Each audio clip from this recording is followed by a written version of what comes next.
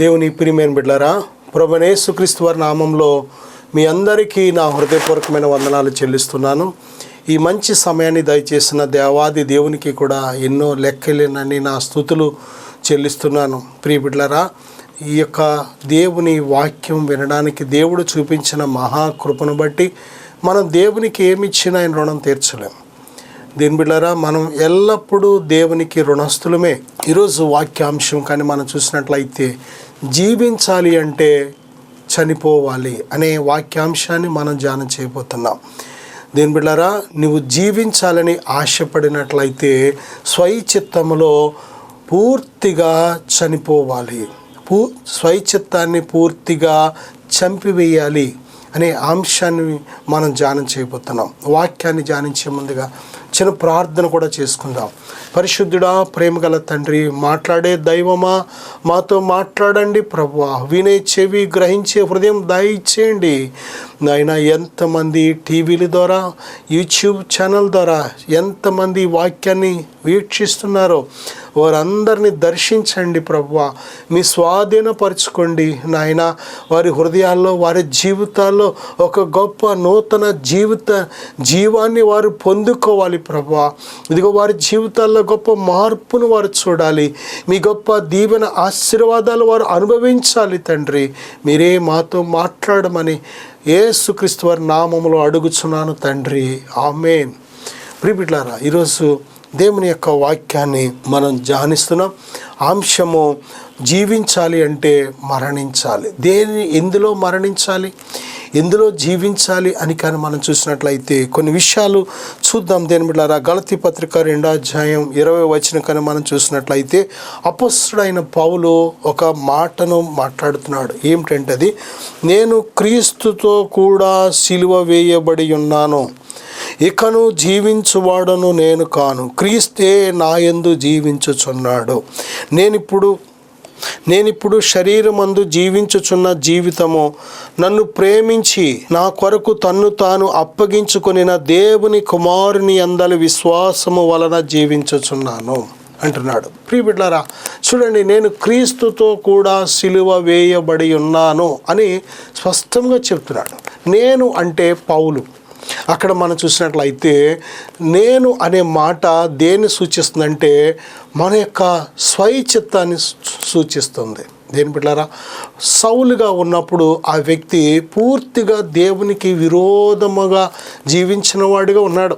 తన పాపాలను ఒప్పుకుంటున్నప్పుడు కూడా ఒక మాట అంటాడు, పాపులందరిలో నేను ప్రధానుడను అంటున్నాడు. నిజమే. మనందరి జీవితాల్లో కూడా మనము పాపము చేసిన వారమే. నీతిమంతుడు ఒక్కడో లేడు.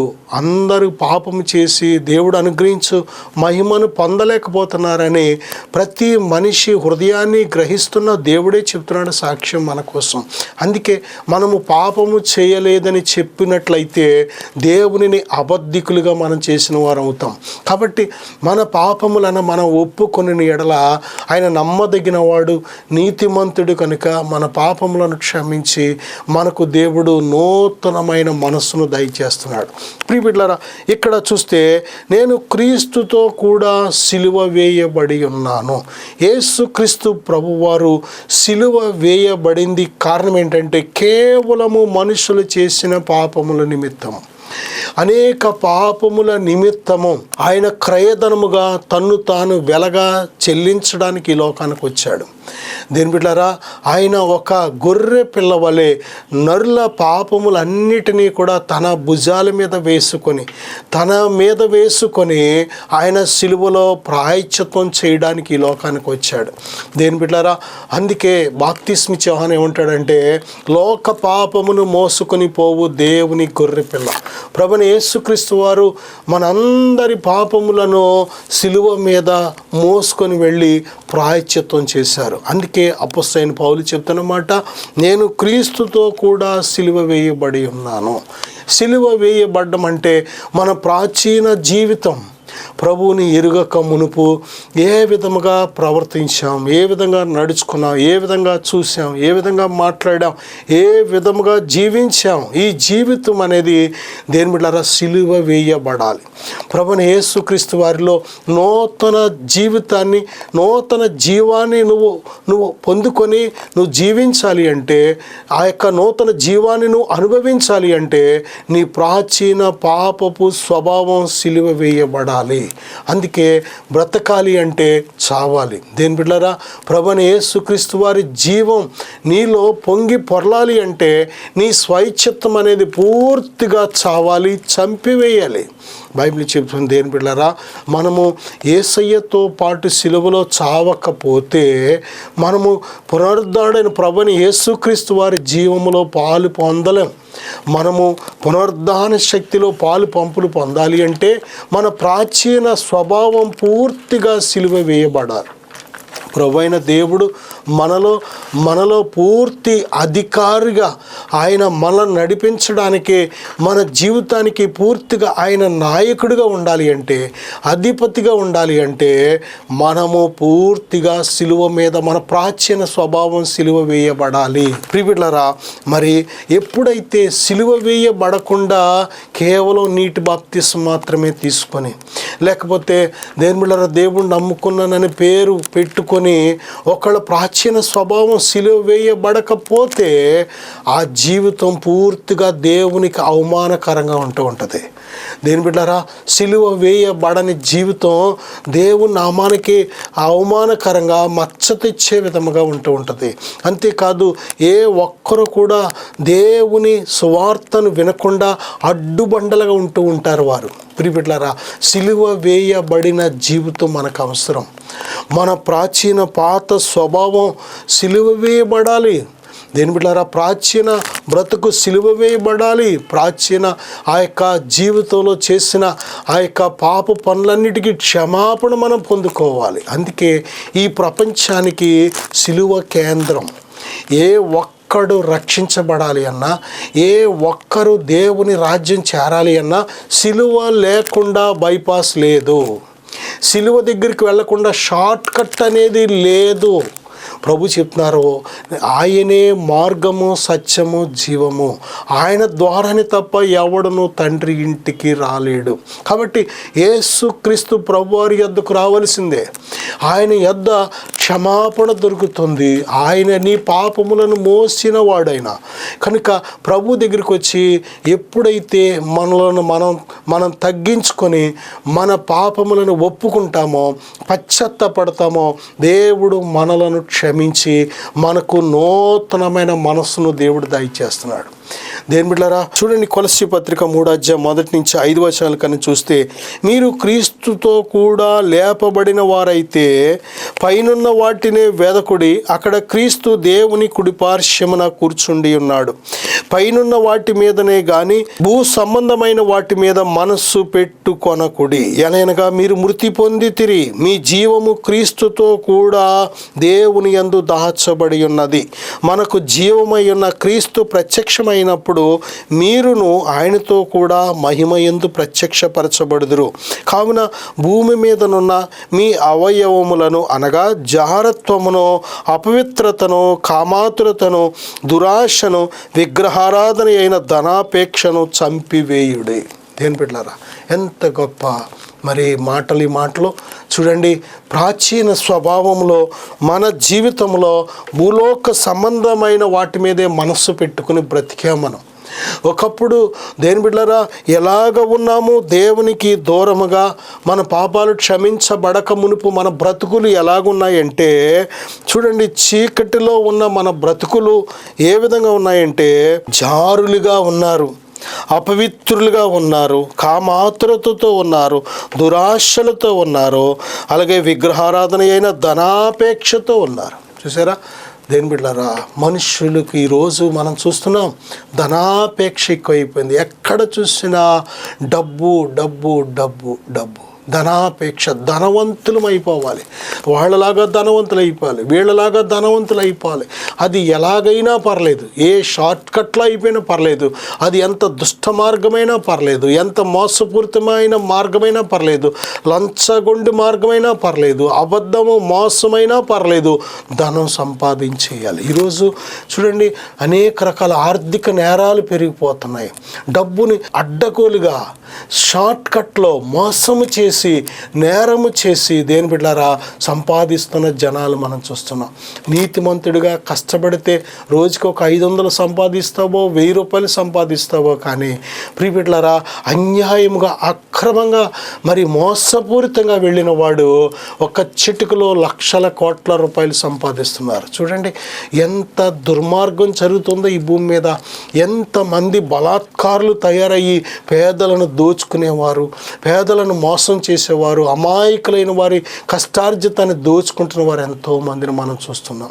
నా సహోదరుడా, బైబిల్ చెప్తుంది ఆ యొక్క విగ్రహారాధన అయిన ధనాపేక్ష అది దేంతో పోల్చబడిందో చూసారా? దేని బిడ్డారా, అటువంటి ధనాపేక్షను ఏం చేయాలంటే చంపివేయాలి.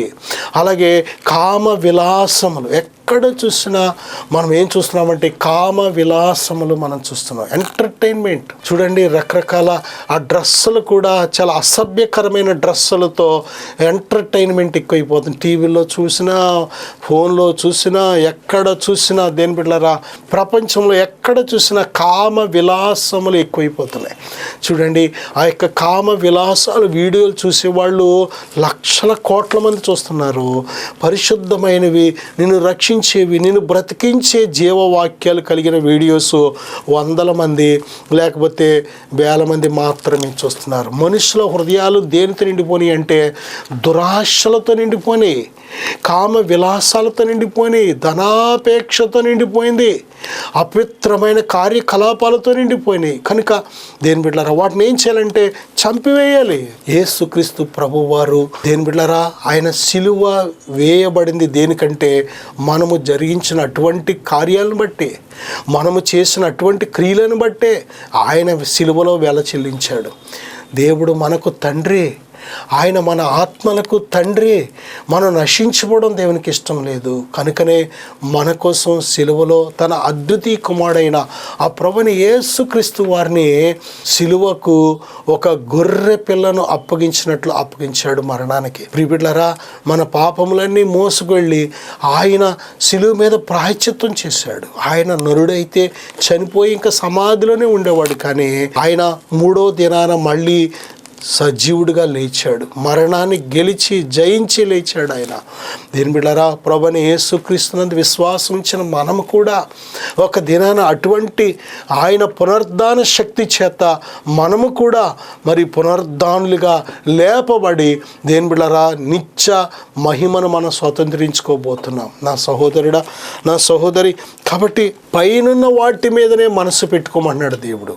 భూ సంబంధమైన వాటి మీద మనసు పెట్టద్దు. ఎందుకంటే నువ్వు దేని బిడ్డలారా యేసుక్రీస్తు ప్రభువారితో సిలువలో నీవు చనిపోయావు. ఆయన సమాధి చేయబడి తిరిగి లేచాడు కనుక నీవు మళ్ళీ తిరిగి ప్రభుతో లేచావు. కనుక ఆ సజీవుడుకున్న ప్రభుని యేసుక్రీస్తునందు విశ్వాసము ద్వారా మనం జీవించాలి. నీతిమంతుడు విశ్వాస మూలముగా జీవించును.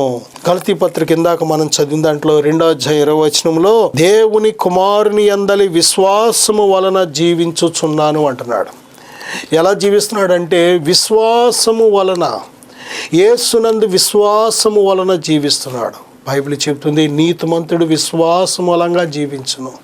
వెలిచూపును బట్టి జీవిస్తే నువ్వు దేవుని రాజ్యం వెళ్ళలేవు. వెలిచూపును బట్టి జీవిస్తే విశ్వాసం అక్కర్లేదు. వెలిచూపును బట్టి జీవించే వ్యక్తి, ఆ వ్యక్తికి పరిశుద్ధాత్మ అక్కర్లేదు. వెలిచూపును బట్టి జీవించేవాడు దేని బిడ్డలారా ఏ మాత్రము దేవుని కుమారుడిగా కాలేడు. కనుక ఈరోజు మనం నేర్చుకున్న సత్యం ఏమిటంటే మనం వెలిచూపును బట్టి కాదు, మనము విశ్వాసము వల్ల జీవించాలి. విశ్వాసము ఎప్పుడు కూడా క్రియలతో కూడింది. విశ్వాసముతో జీవించే వ్యక్తి లోపల మరి ఆ వ్యక్తి జీవితంలో ఏం కనబడతాయంటే క్రియలు కనబడుతూ ఉంటాయి. క్రియలు లేని విశ్వాసం మృతం. దేని ద్వారా విశ్వాసము లేని క్రియలు ఎంత మృతమో క్రియలు లేని విశ్వాసము కూడా అంతే మృతం. కాబట్టి దేవుని పిల్లలమైన మనము విశ్వాసము వలన జీవించే వారిగా ఉండాలి. అలాగే విశ్వాసానికి తగిన క్రియలు కూడా మనం కలిగిన వారిగా ఉండాలి. నా సహోదరుడా, చూడండి, మన స్వైచిత్తాన్ని ఎప్పుడైతే సిలివేసి, బైబిల్ చెప్తుంది, ఎవడైనను నన్ను వెంబడింపగోరిన యెడల తన్ను తాను ఉపేక్షించుకొని, మొట్టమొదట డ్యూటీ, బాధ్యత ఏమిటో తెలుసా?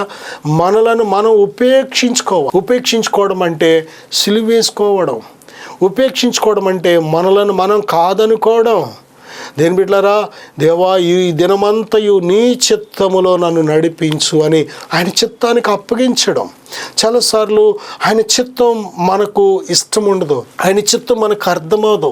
ఆయన చిత్తంలో నడవడం కొంచెం ప్రతికూలంగా ఉంటూ ఉంటుంది, కొంచెం చేదుగా ఉంటూ ఉంటుంది. దేని బిడ్డలారా, మన స్వైచిత్తాన్ని సిలువేసి ఆయన చిత్తములో జీవించడం అనేది ఇది ఒక యుద్ధం అన్నమాట. ప్రభువైన యేసుక్రీస్తు వారు ప్రార్థనలో గెత్సెమనే తోటలో ఆయన ప్రార్థించినప్పుడు, తండ్రి ఇదిగో నీ చిత్తమే సిద్ధించునుగాక, అయినను నా ఇష్టము కాదు నీ చిత్తమే సిద్ధించునుగాక అని ప్రార్థన చేస్తున్నారు. దేని బిడ్డలారా, చాలాసార్లు మన ఇష్టాన్ని, మన యొక్క స్వైచిత్తాన్ని చేసేస్తూ ఉంటాం. అదే దేవుని చిత్తం అని కూడా మళ్ళీ పొరపాటుగా మాట్లాడుతూ ఉంటాం. మన ఇష్టము లేక మన స్వైచిత్తం అనేది ఎప్పటికీ దేవుని చిత్తం కాదు, దేవుని చిత్తం అనేది ఎప్పటికీ స్వైచిత్తం కాదు. ప్రియ బిడ్డలారా, కాబట్టి దేవుని చిత్తాన్ని నెరవేర్చేవారిగా మనం ఉండాలి అంటే స్వైచిత్తాన్ని పూర్తిగా సిలువేసేవారిగా మనం ఉండాలి. దేవుని ప్రియమైన బిడ్డలారా, కొరింథీయులకు రాసిన 2వ పత్రిక 5వ అధ్యాయం 14-15 వచనాలు మనం చూసినట్లయితే, క్రీస్తు ప్రేమ మమ్మును బలవంతము చేయుచున్నది, ఎలాగనగా అందరి కొరకు ఒకడు మృతి పొందెను గనుక అందరూ మృతి పొందిరనియు, జీవించు వారిక మీదట తమ కొరకు కాక తమ నిమిత్తము మృతి పొంది తిరిగి లేచిన వాని కొరకే జీవించుటకు ఆయన అందరి కొరకు మృతి పొందెననియు నిశ్చయించుకొనుచున్నాము. చూడండి, ఆయన మన కొరకు మృతి పొందాడు కనుక మనము కూడా మృతి పొందాం. ఆయన మృతి పొంది తిరిగి లేచాడు కనుక మనము కూడా ఆయన యందు విశ్వాసము ద్వారా తిరిగి జీవిస్తున్నాం. కనుక దేని బిడ్డలారా, మనము బ్రతుకుటైతే క్రీస్తే అనే ఈ గొప్ప సమర్పణ కలిగి మనం బ్రతకాలి. బ్రతికామంటే క్రీస్తే, ప్రతిరోజు క్రీస్తు కొరకే మనం బ్రతకాలి. బ్రతుకుట క్రీస్తే. హింస అయినా, నింద అయినా, ఆకలి దప్పులైనా, సమృద్ధి అయినా, సంతోషమైనా, ఏది జరిగినా, ఏది పరిస్థితులు ఎలాగున్నా సరే కేవలము బ్రతుకుట క్రీస్తే అనే విధంగా ఉండాలి. బ్రతకడం క్రీస్తు కోసం మనం బ్రతకకపోతే మన జీవితాలకు అర్థం లేదు. ప్రిబిడ, చూడండి, కొరింథీయులకు రాసిన 2వ పత్రిక 5:17 కాగా ఎవడైనను క్రీస్తునందు ఉన్న ఎడల వాడు నూతన సృష్టి, పాతవి గతించెను, ఇదిగో క్రొత్తవాయెను. మనం నిజంగా ప్రభువైన యేసుక్రీస్తులో ఉంటే మనము నూతన సృష్టి. చూడండి, నూతనముగా జన్మించిన శిశువులకు ఏమీ తెలియదు. వారిలో ద్వేషము కానీ, కక్ష కానీ, పగ కానీ, అసూయలు కానీ, కోపాలు కానీ ఏమీ ఉండవు. నూతనంగా జన్మించిన శిశువుల వలె మనం ఉండాలి. మనం మార్పు నుండి బిడ్డల వంటి వారైతేనే కానీ దేవుని రాజ్యం చేరలేం. ప్రియబిడ్డలారా, దేవుడు నరులను యథార్థవంతులుగా పుట్టించాడు, కానీ మనమే వివిధమైన తంత్రాలు కల్పించుకున్నాం. మన మనసులను పాడు చేసుకున్నాం, మన దేహాలు పాడు చేసుకున్నాం. దేవునికి మనకు పెద్ద అడ్డుగోడగా మన యొక్క అవిధేయత క్రియలు, మన భక్తిహీనమైన క్రియలు అడ్డుగా మనమే పెట్టుకున్నాం. కానీ ఎప్పుడైతే మన అవిధేయతను మనం ఒప్పుకుంటామో, మన భక్తిహీనతను, మన తిరుగుబాటును మనం ఒప్పుకుంటామో, దేవుడు నమ్మదగిన దేవుడు. ఆయన నీ వైపు తన 2 చేతులు చాపి ఎదురు చూస్తున్నాడు. నిన్ను క్షమించాలని, నిన్ను నూతనపరచాలని, నూతన జీవంతో నిన్ను నింపాలని, ఆయన ఆత్మశక్తితో నిన్ను నడిపించాలని దేవుడు ఆశపడుతున్నాడు. కనుక ప్రభువులో నూతన సృష్టి వంటి జీవితాన్ని అనుభవిస్తున్నావా? నా సహోదరుడా, సహోదరి, కొలస్సీయులకు రాసిన పత్రిక 2వ అధ్యాయం 20-22 వచనాలు మనం చూస్తే, మీరు క్రీస్తుతో కూడా లోకము యొక్క మూలపాఠముల విషయమై మృతి పొందిన వారైతే లోకములో బ్రతుకుచున్నట్టుగా మనుషుల ఆజ్ఞలను పద్ధతులను అనుసరించి చేత పట్టుకొనవద్దు, రుచి చూడవద్దు, ముట్టవద్దు అను విధులకు మీరు లోబడనేలా అవన్నీ వాడుకొనుట చేత నశించిపోవును. ఈ లోకపు మూలపాఠాలు చాలా మనుషులు కల్పించిన పద్ధతులు, మనుషులు కల్పించిన ఆచారాలు ఎన్నో ఉన్నాయి. దేవుడు పెట్టినవి కాదు.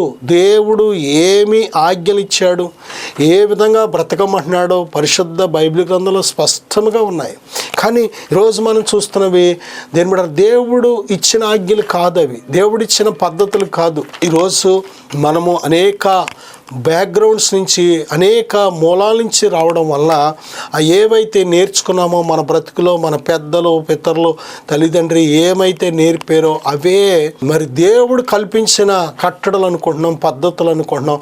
వాటినే దైవోపదేశాలుగా మనం బోధిస్తున్నాం, చేస్తున్నాం చాలాసార్లు. దేని బిడ్డలారా, నిజంగా ప్రభుని యేసుక్రీస్తు వారితో నీవు మృతి పొంది తిరిగి లేచిన వ్యక్తిగా ఉన్నట్లయితే, దేని బిడ్డలారా, అపొస్తలుడైన పౌలు చెప్పినట్లు బ్రతుకుచున్నది నేను కాదు క్రీస్తే నా యందు ఉన్నాడు అనే ఈ సాక్ష్యం చెప్పగలిగితే లోకము యొక్క మూలపాఠాలు ఇంకా నువ్వు అనుసరించవలసిన పని లేదు. లోకపు మూలపాఠాలు నేను మోసం చేయలేవు. ఎందుకంటే ఈ లోకంలో మనుషులు అటువంటి మూలపాఠాలు పెట్టుకుని బ్రతుకుతూ ఉంటారు. దేవుణ్ణి నమ్ముకున్నామనే పేరే కానీ చేత పట్టుకోవద్దు, రుచి చూడ ముట్టవద్దు అను విధులు.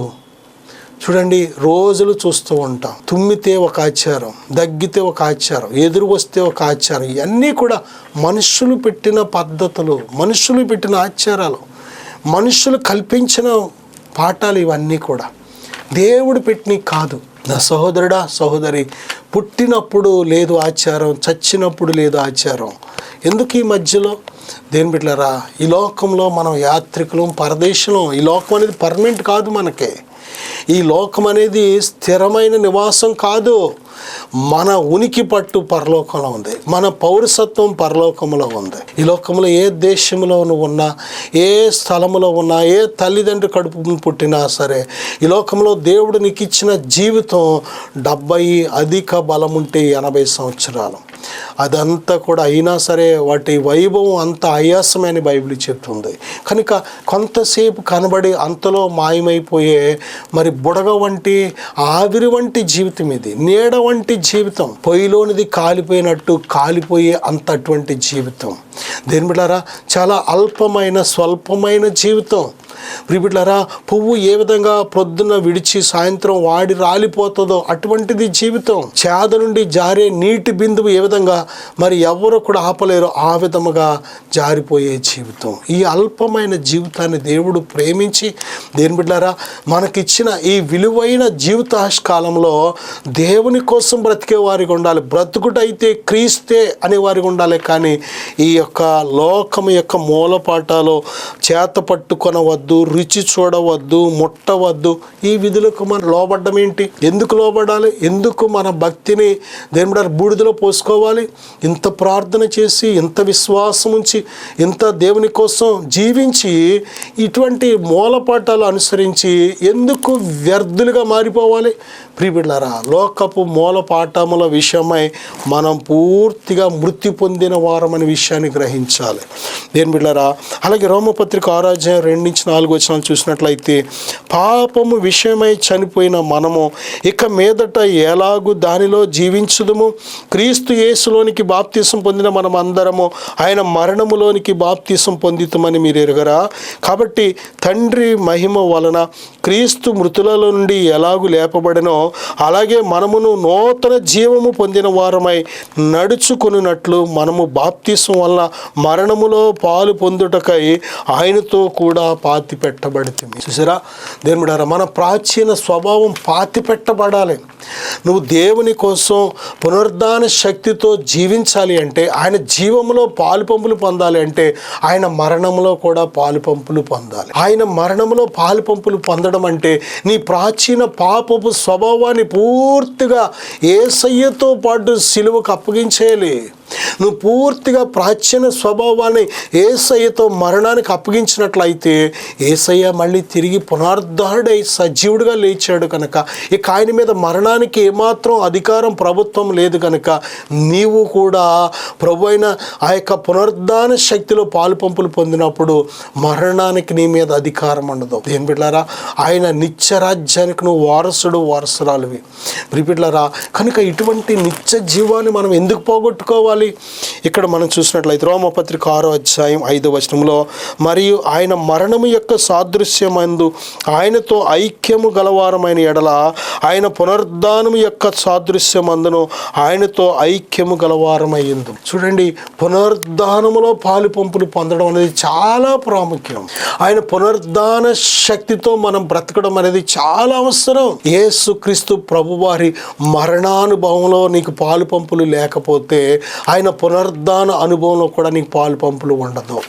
ప్రియబిడ్డలారా, చూడండి, రోమపత్రిక 6వ అధ్యాయం 6 నుంచి 9 వచనాలు చూసినట్లయితే, ఏమనగా మనమికను పాపమునకు దాసులము కాకుండుటకు పాప శరీరము నిరర్ధకమగునట్లు మన ప్రాచీన స్వభావము ఆయనతో కూడా సిలువ వేయబడినని ఎరుగుదుము.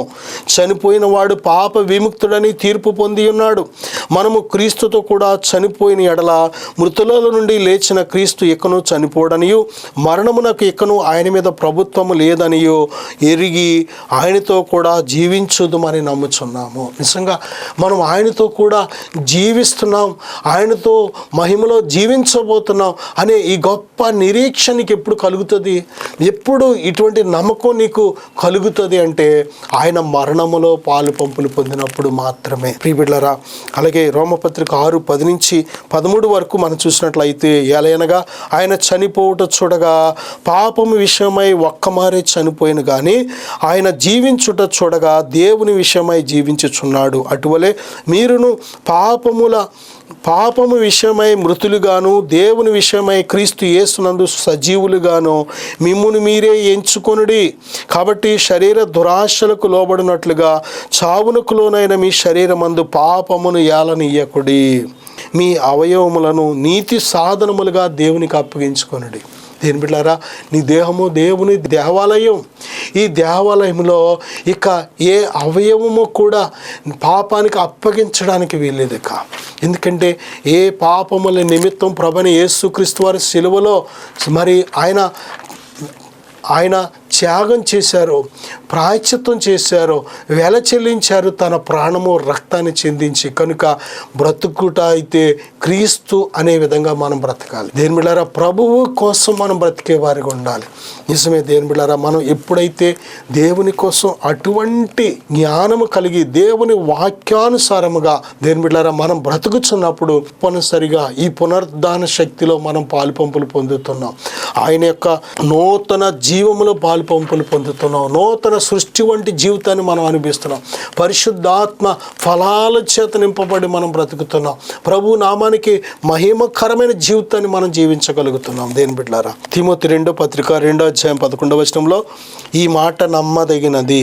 ఏదనగా మనం ఆయనతో కూడా చనిపోయిన వారమైతే ఆయనతో కూడా బ్రతుకుదుము. మనము ఆయనతో కూడా చనిపోయిన వారమైతే ఆయనతో కూడా బ్రతుకుదుము. ఆయనతో బ్రతకాలి అంటే ఆయనతో కూడా ముందు చనిపోవాలి.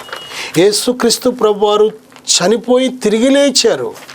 సజీవుడైన దేవుడైన దేని బిడ్డలారా ఆలోచన చేయండి. ఆయనతో కూడా నువ్వు బ్రతకాలి, ఆయనతో కూడా నిత్య జీవాన్ని కలిగి ఉండాలి అంటే మొదటగా దానికి ముందుగా ఆయనతో కూడా చనిపోవాలి. మన ప్రాచీన స్వభావం చంపివేయాలి. దేని బిడ్డలారా, అపవిత్రతను చంపివేయాలి, ధనాపేక్షను చంపివేయాలి, కామ విలాసాలుంటే చంపివేయాలి, అక్రమమైన జీవితం ఉంటే చంపివేయాలి, దురాశలు ఉంటే చంపివేయాలి. ప్రియబిడ్డలారా, లోకాశలు ఉంటే చంపివేయాలి. ప్రభువులో నిన్ను నువ్వు నూతన సృష్టి అనే విషయాన్ని మర్చిపోకూడదు. ప్రభువులో నీవు నిత్య జీవము కలిగిన వ్యక్తివని మర్చిపోకూడదు. ప్రభువు నిన్ను వెలపెట్టి కొన్నారు అనే విషయాన్ని మర్చిపోకూడదు. నీవు నీ సొత్తు కాదు, దేవుని సొత్తు. ఆయన నిన్ను తన ప్రాణమిచ్చి వెలపెట్టి కొన్నాడు కనుక నిన్ను ప్రత్యేకించబడిన జీవితాన్ని జీవించాలి. దేని బిడ్డలారా, ఆయన అందరినీ పిలుస్తున్నాడు కానీ ఆయనకు లోబడే వాళ్ళు కొద్దిమందే. దేని బిడ్డలారా, ఆయన అందరినీ పిలుస్తున్నాడు కానీ ఆయన ఏర్పాట్లో ఉన్నవారు కొద్దిమందే. కాబట్టి ఆయన ఏర్పాటు నీ పట్ల ఉంది కనుక, ఆయన పిలుపు నీ పట్ల ఉంది కనుక ఆ పిలుపుకు తగినట్లు మనం ఆయనతో సహవాసం చేసేవారిగా ఉండాలి. ఆయన పరిశుద్ధుడి కనుక మనము కూడా పరిశుద్ధతను ధరించుకునే వారిగా ఉండాలి. విశ్వాసము ద్వారా ఆయన ఆత్మ మనలో ఎల్లప్పుడూ నివాసం చేయడానికి యోగ్యమైన వారిగా మనం ఉండాలి. దేని బిడ్డలారా, నేను మీకోసం చిన్న ప్రార్థన చేయాలని ఆశపడుతున్నాను. అయా, ప్రాచీన స్వభావాన్ని అయా మీతో పాటు సిలువ వేసి అయా మీరు పునరుద్ధాడైన అయా సజీవుడుకున్న దేవుడిగా ఉన్నారు కనుక మీ పునరుద్ధాన శక్తిలో పాలు పంపులు పొందుటకు సహాయం దయచేయండి నాయన. మా స్వయ చిత్తాన్ని మేము పూర్తిగా చంపిన వారమైతే, మీ చిత్తం చేసిన వారమైతే జీవిస్తాం తండ్రి. నీ బిడ్డలను నాయన ఇటువంటి ఈ మర్మము ప్రకారం ప్రభువా, ఇదిగో నూతన సృష్టి వంటి జీవితాన్ని కలిగి ఉండటకు, నిత్య జీవము కలిగిన జీవితాన్ని కలిగి ఉండటకు సహాయం దయచేయమని యేసుక్రీస్తు నామములో ప్రార్థిస్తున్నాను తండ్రి. Amen, amen. God bless you.